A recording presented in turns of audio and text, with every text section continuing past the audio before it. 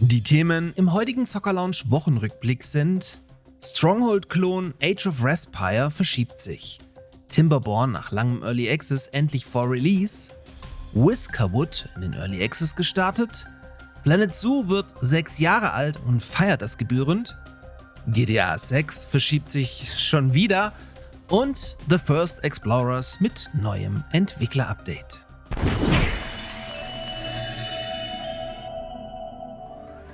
Dieser Wochenrückblick wird euch auch diese Woche von meinem Partner Instant Gaming präsentiert. Bei Instant Gaming erhaltet ihr in der Regel alle Videospiele zum Teil deutlich günstiger als auf den Hauptplattformen und könnt so jede Menge Geld bei eurem liebsten Hobby sparen. Auch 2 ähnliche Spiele mit Mäusen und Bibern, nämlich Whiskerwood und Timberborn, bekommt ihr hier günstiger, dazu aber gleich noch mehr.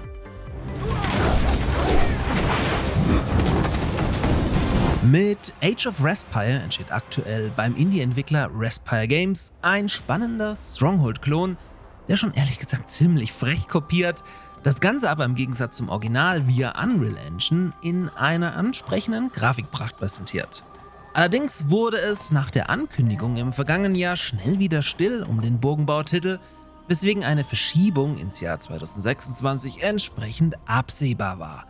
Genau das ist jetzt auch passiert, weswegen man jetzt grob 2026 anpeilt. So nehme die Optimierung für Mittelklasse-PCs mehr Arbeit in Anspruch als gedacht, zudem sollen die möglichen komplexen Burg-Layouts leicht zu unterscheiden sein. Dafür soll in naher Zukunft mit einem ersten Closed Playtest mit einer kleinen Gruppe an Spielern das Material auf den Prüfstand gestellt werden. Wie man sich hierfür bewerben kann, ist noch nicht klar, der eigene Discord aber wie immer eine gute Anlaufstelle. Zudem plant man im kommenden Jahr noch vor der Veröffentlichung mit einer Demo, die dann bereits alle Kernfunktionen enthalten wird. Wen also bisher Stronghold aufgrund seiner uralten 2D-Sprites-Grafik, Remaster hin oder her, nicht begeistern konnte, findet unter Umständen hier nächstes Jahr eine gute Alternative.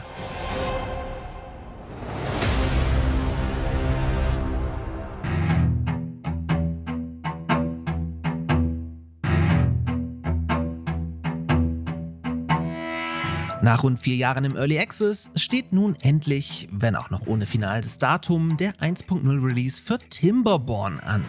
Übrigens in meinen Top 5 der von mir am meisten gespielten Spiele laut Steam.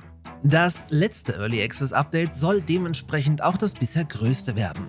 So soll es zum Beispiel mehrere neue Kartenobjekte geben, zudem Wasser durchsickern inklusive instabilem Terrain.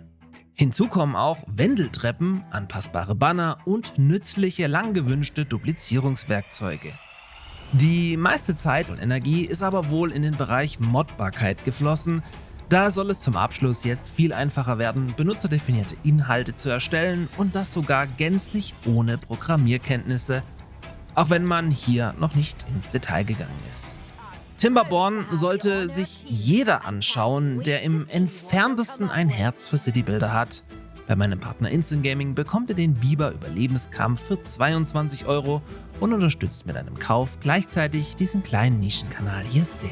We are all born gifted, for we are Timberborn. You have been entrusted to lead their colony. This is the highest honor any can attain. Hingegen hat das sehr ähnlich aussehende Whiskerwood seine Early Access Reise erst diese Woche begonnen. Aber gleich vorab, lasst euch da nicht täuschen, denn Whiskerwood spielt sich zu großen Teilen eher wie ein extrem detailverliebtes Anno-Spiel. Im Gegensatz zu der vor wenigen Wochen veröffentlichten Demo hat die erste Early Access Version natürlich deutlich mehr zu bieten. Dementsprechend gibt es jetzt deutlich mehr Gebäude, neue Feldfrüchte, System- und Spielmöglichkeiten. So könnt ihr statt der bisherigen 23 Bauobjekte nun schon auf 100 zurückgreifen, alle 7 Feldfrüchte ausbauen sowie mit über 70 Gütern hantieren. So ein Spiel ganz kurz vor dem Release von Anno 117 zu starten, ist natürlich trotzdem gewagt. Verstecken muss sich Whiskerwood mit seinen frischen eigenen Ideen aber sicherlich nicht und ist definitiv einen Blick wert. Auch Whiskerwood gibt's mit roundabout 22 € leicht günstiger als über Steam direkt. You embark on a mission worthy of the greatest of Whiskers, and all of your kind shall thank you.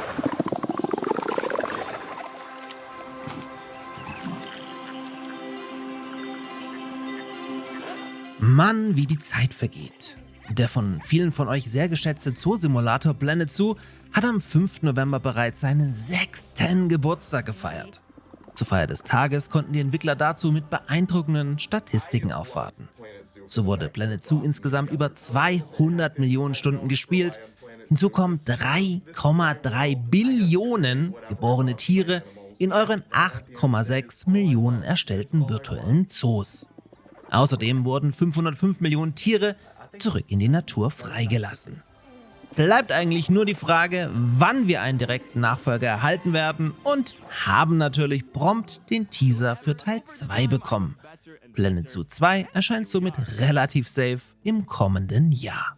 Bis dahin erhaltet ihr den diese Woche gefeierten ersten Teil neben allen Add-ons bei Instant Gaming für schlappe 9 €.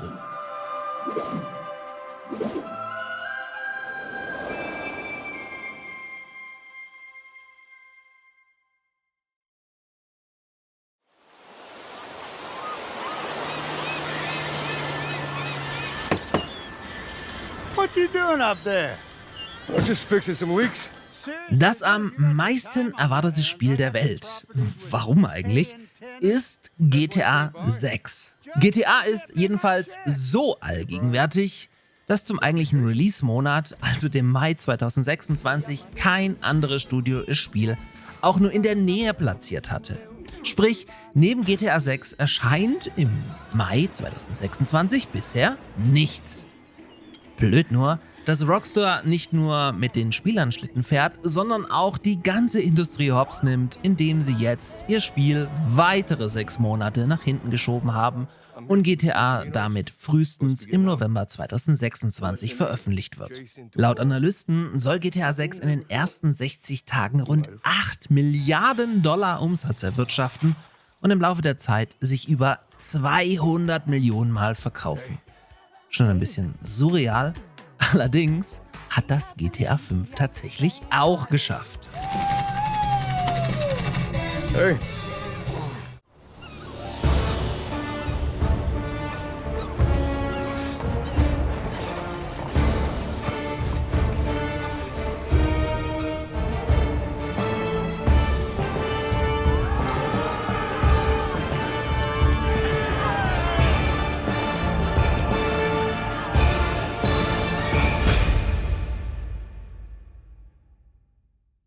Positiveres gibt's hingegen zum Die Siedler-Comeback Hoffnungsträger The First Explorers zu vermelden.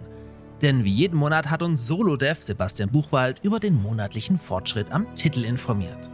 Im Oktober stand die Minimap im Vordergrund, welche um einige Funktionen erweitert wurde, die vielleicht banal klingen, aber halt auch erstmal eingebaut werden müssen. So lässt sich jetzt mit einem Klick auf die Minimap die Position wechseln, Gebäude und Grenzsteine anzeigen, abaubare Ressourcen finden und bei Bedarf sogar einzelne Siedler zuschalten. Zweiter großer Punkt war das Hafengebäude, welches sich jetzt am Strand und im Wasser korrekt positionieren lässt. In diesem Zug wurde auch ein neutrales Schiff ergänzt, welches um die Insel segelt und alle Häfen nach und nach ansteuert, um dort zu handeln. Beziehungsweise erhaltet ihr dann später über den Hafen, abhängig davon, wie viele Münzen ihr dorthin geliefert habt, bei jedem Anlegen eines Schiffes frische Siedler aus fernen Ländern. Umso attraktiver eure Siedlung, umso mehr frische Träger entschließen sich, von Bord zu gehen. Darüber hinaus gab es allgemeines Bugfixing und eine kleine Überarbeitung der Meereswellen, die jetzt in Küstennähe korrekt abgedämpft werden. In diesem Sinne vielleicht noch ein Sorry, dass aktuell nicht so viele Videos wie gewohnt erscheinen, aber das Real Life kickt mit Jobwechsel und gewachsener Verantwortung gerade extrem nebenher, sodass ich trotz 2 Nachtschichten gerade einfach nicht mehr anbieten kann. Denn auch wenn ich versuche, es so gut es geht zu verschleiern, muss ich natürlich neben der Zocker-Lounge noch Vollzeit arbeiten, um über die Runden zu kommen, und das gelingt mir mal besser und gerade leider nicht ganz so gut. Auf jeden Fall euch wie immer einen guten Wochenstart und hey, da war ja was, Anno 117 erscheint Von daher auch vor allem in Richtung der Anoholika ganz viel Aufbauliebe.